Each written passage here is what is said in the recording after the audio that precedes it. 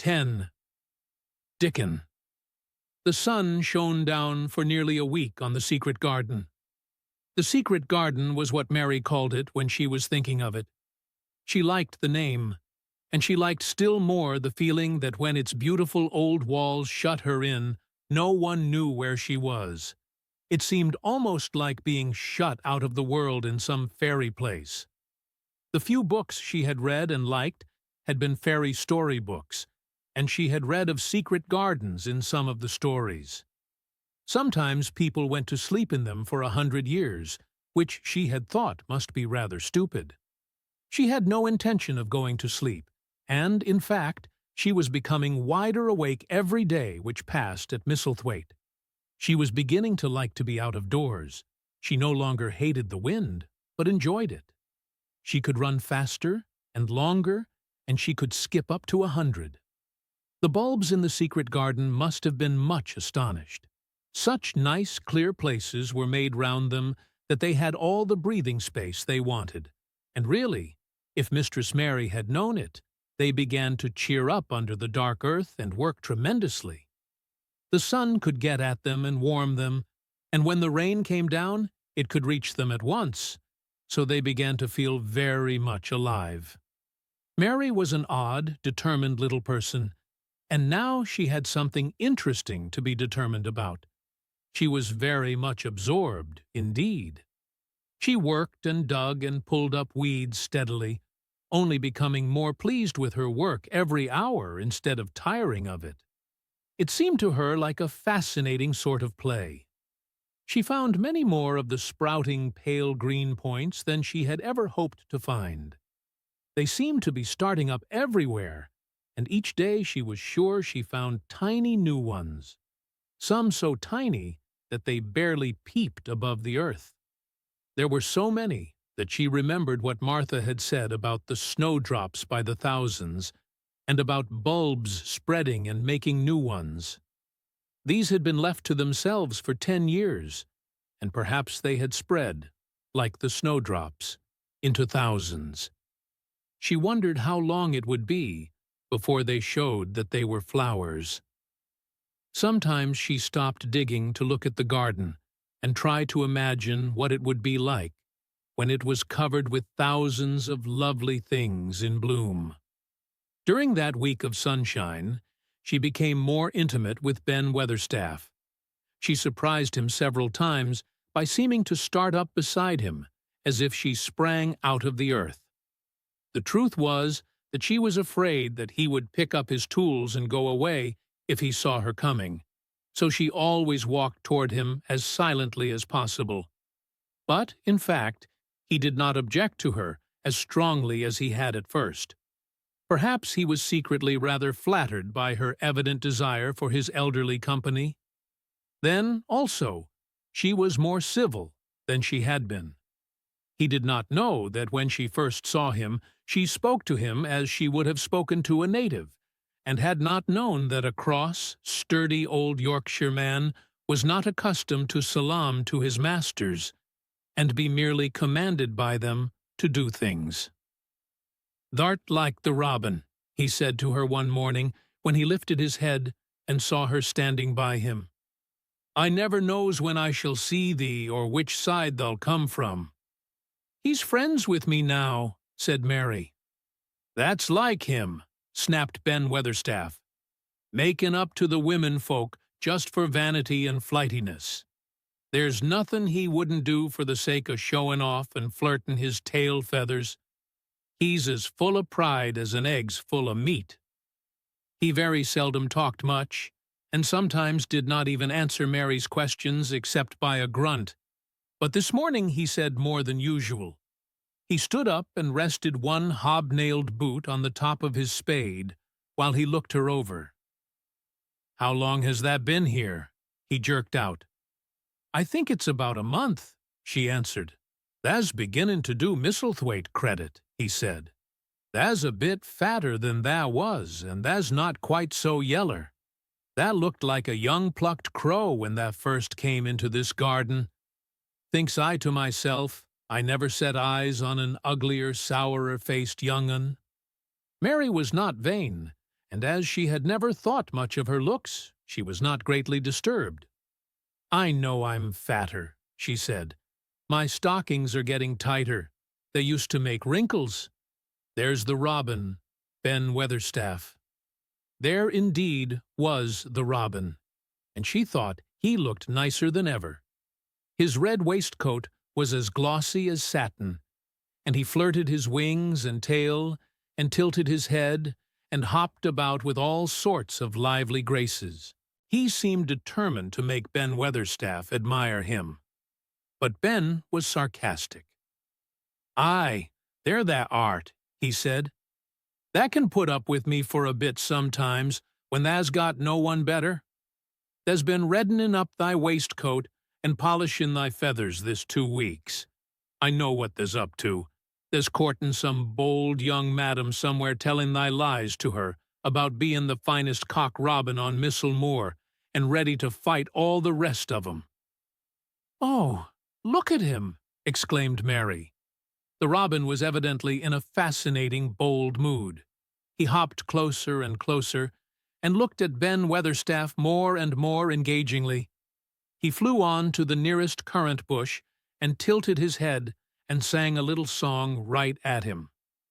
"Tha thinks thou'll get over me by doing that," said Ben, wrinkling his face up in such a way that Mary felt sure he was trying not to look pleased. "Tha thinks no one can stand out against thee. That's what tha thinks." The robin spread his wings. Mary could scarcely believe her eyes. He flew right up to the handle of Ben Weatherstaff's spade, and alighted on the top of it. Then the old man's face wrinkled itself slowly into a new expression. He stood still as if he were afraid to breathe, as if he would not have stirred for the world, lest his robin should start away. He spoke quite in a whisper. "Well, I'm danged," he said, as softly as if he were saying something quite different. "Tha does know how to get at a chap. Tha does. Tha's fair unearthly. Tha's so knowin'." And he stood, without stirring, almost without drawing his breath, until the robin gave another flirt to his wings and flew away. Then he stood looking at the handle of the spade, as if there might be magic in it. And then he began to dig again, and said nothing for several minutes. But because he kept breaking into a slow grin now and then, Mary was not afraid to talk to him. "Have you a garden of your own?" she asked.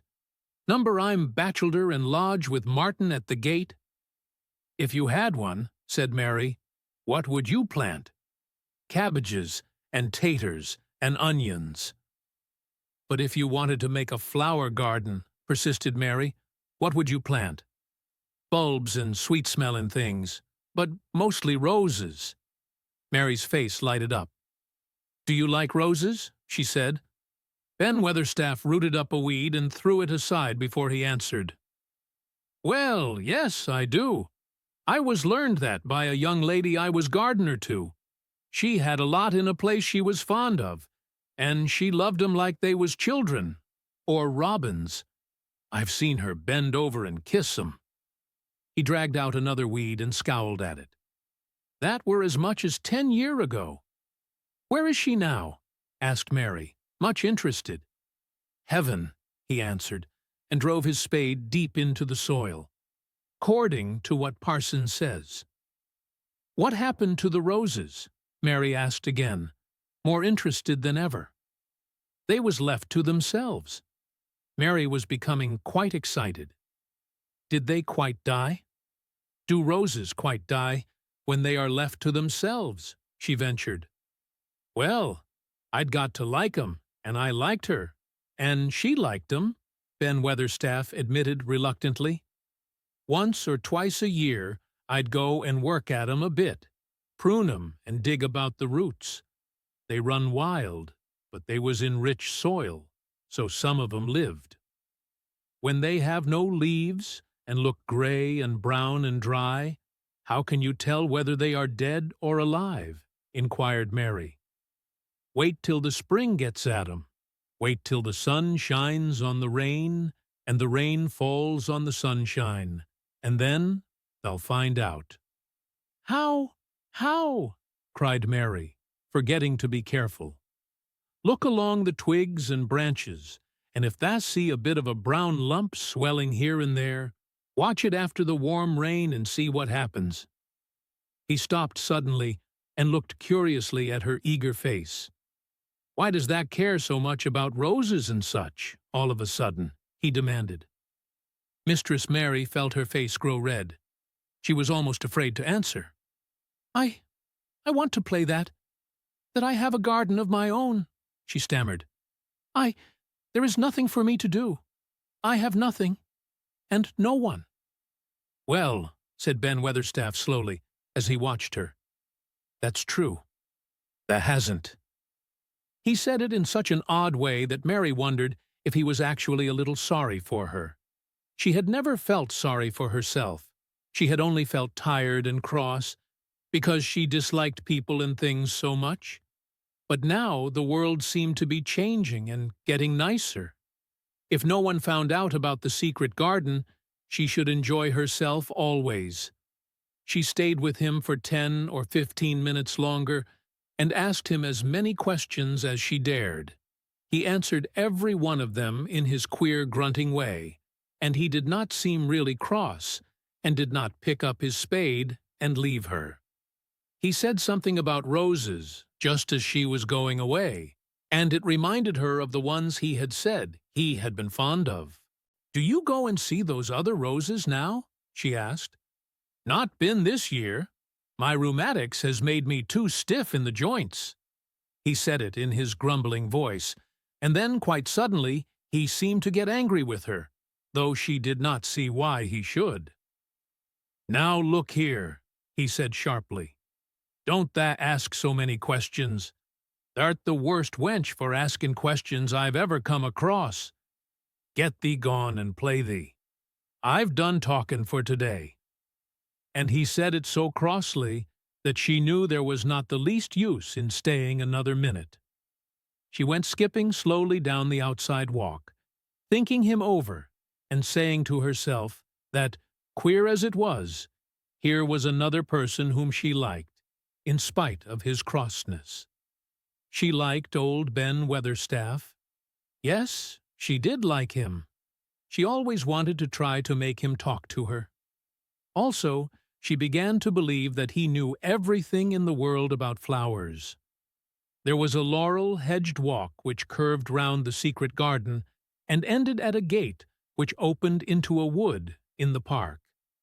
She thought she would slip round this walk and look into the wood and see if there were any rabbits hopping about.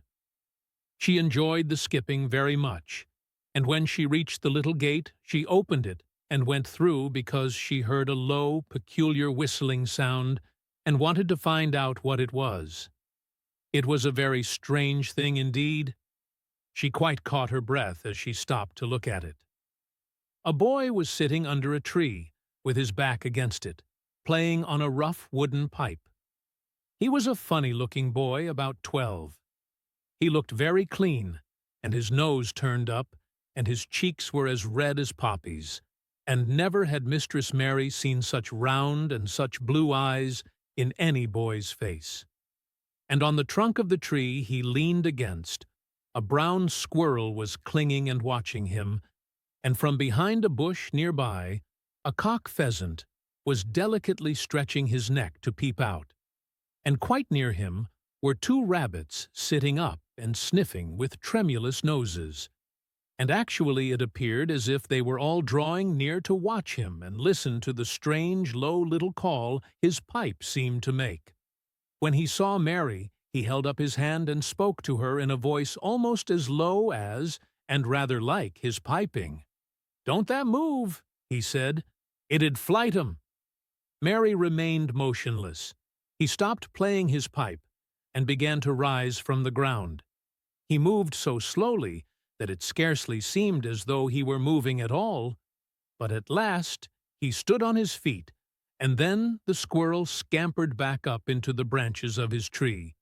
The pheasant withdrew his head, and the rabbits dropped on all fours and began to hop away, though not at all as if they were frightened. I'm Dickon, the boy said. I know thou'rt Miss Mary.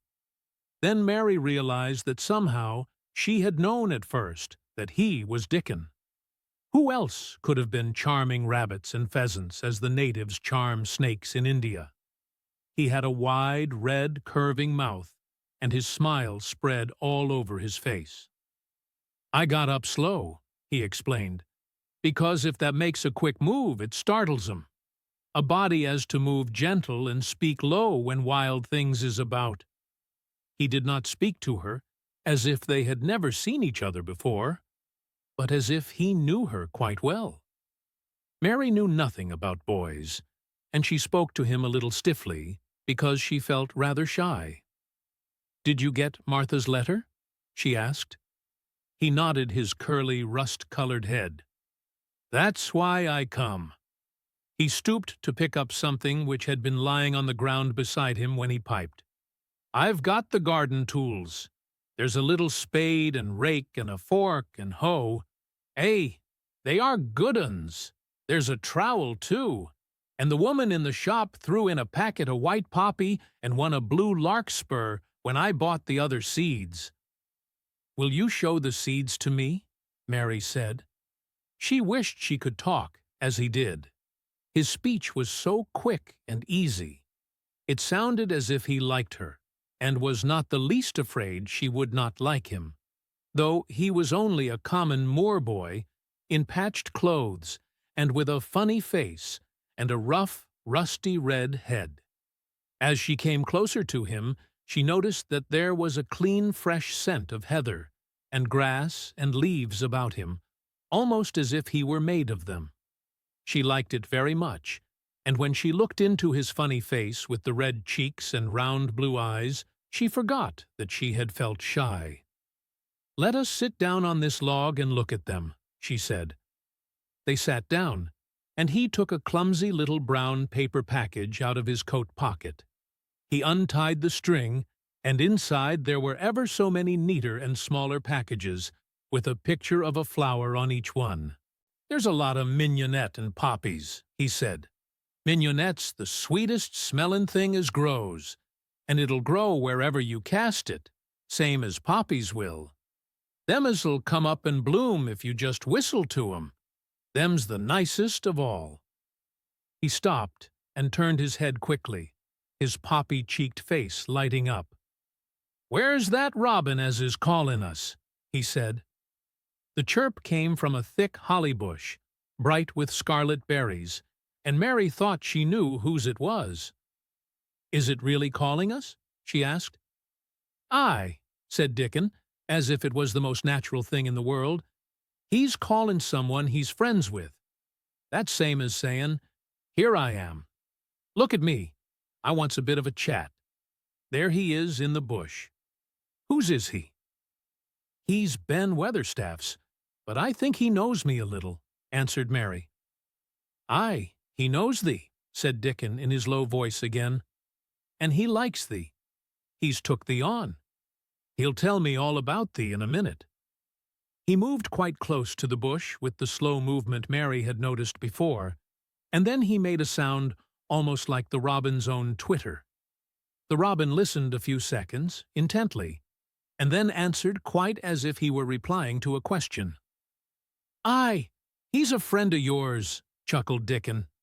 "Do you think he is?" cried Mary eagerly. She did so want to know. "Do you think he really likes me?" "He wouldn't come near thee if he didn't," answered Dickon. "Birds is rare choosers, and a robin can flout a body worse than a man. See, he's making up to thee now. Cannot thou see a chap? He's sayin'." And it really seemed as if it must be true. He so sidled and twittered and tilted as he hopped on his bush. "Do you understand everything birds say?" said Mary. Dickon's grin spread until he seemed all wide, red, curving mouth, and he rubbed his rough head. "I think I do, and they think I do," he said. "I've lived on the moor with 'em so long. I've watched 'em break shell and come out and fledge, and learn to fly and begin to sing, till I think I'm one of 'em. Sometimes I think p'raps I'm a bird, or a fox, or a rabbit, or a squirrel, or even a beetle, and I don't know it." He laughed, and came back to the log, and began to talk about the flower seeds again. He told her what they looked like when they were flowers. He told her how to plant them, and watch them, and feed and water them. "See here," he said suddenly, turning round to look at her. "I'll plant them for thee myself. Where is that garden?" Mary's thin hands clutched each other as they lay on her lap. She did not know what to say, so for a whole minute she said nothing.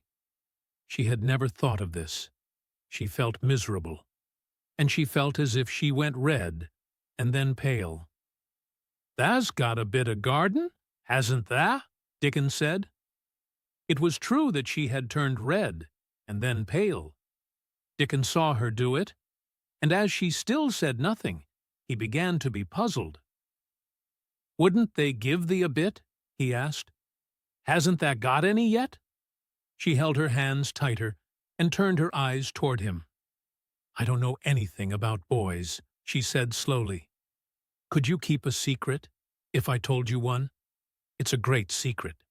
I don't know what I should do if anyone found it out. I believe I should die." She said the last sentence quite fiercely. Dickon looked more puzzled than ever, and even rubbed his hand over his rough head again, but he answered quite good-humoredly. "I'm keepin' secrets all the time," he said. "If I couldn't keep secrets from the other lads, secrets about foxes' cubs, and birds' nests, and wild things' holes, there'd be naught safe on the moor. I can keep secrets." Mistress Mary did not mean to put out her hand and clutch his sleeve, but she did it. "I've stolen a garden," she said very fast. "It isn't mine. It isn't anybody's. Nobody wants it. Nobody cares for it. Nobody ever goes into it. Perhaps everything is dead in it already. I don't know." She began to feel hot, and as contrary as she had ever felt in her life. "I don't care. I don't care. Nobody has any right to take it from me when I care about it, and they don't. They're letting it die, all shut in by itself," she ended passionately, and she threw her arms over her face and burst out crying, "Poor little Mistress Mary."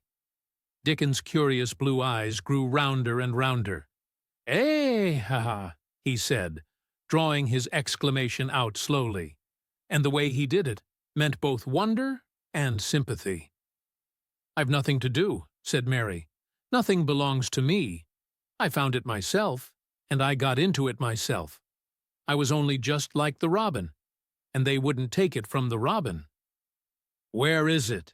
asked Dickon in a dropped voice. Mistress Mary got up from the log at once.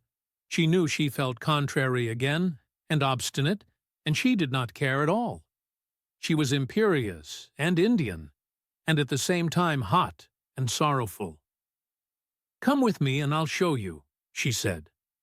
She led him round the laurel path and to the walk where the ivy grew so thickly. Dickon followed her with a queer, almost pitying look on his face. He felt as if he were being led to look at some strange bird's nest and must move softly. When she stepped to the wall and lifted the hanging ivy, he started. There was a door, and Mary pushed it slowly open, and they passed in together. And then Mary stood and waved her hand round defiantly. "It's this," she said. "It's a secret garden, and I'm the only one in the world who wants it to be alive." Dickon looked round and round about it, and round again. "Hey," he almost whispered, "it is a queer, pretty place. It's like as if a body was in a dream."